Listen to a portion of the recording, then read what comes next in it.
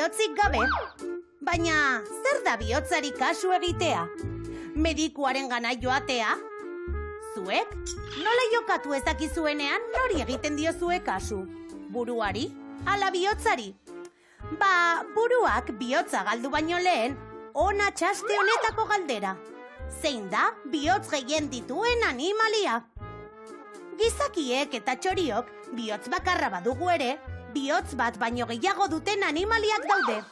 Euren tamainagatik, bihotz gehien elefanteek alabaleek izango dutela pentsatzen ari zarete, ezta?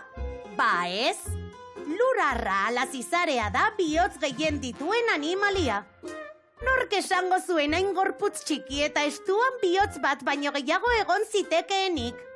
Ba ez bat eta ez bi. 10 bihotz izaten dituzte zizareek. 10!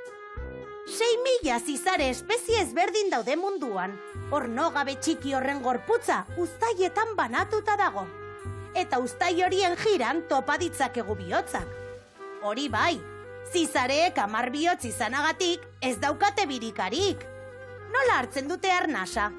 Euren azalari esker arnasten dute. Eta zizareek 10 bihotz baldin badituzte, guk baino 10 aldiz gehiago sentituko ote dute? Auskalo, agian sentitzeak ez du bihotzarekin zerikusirik. Begira bestela gizakiei. Denek daukate bihotza, baina ezer sentituko ez balute bezala jokatzen dute askok.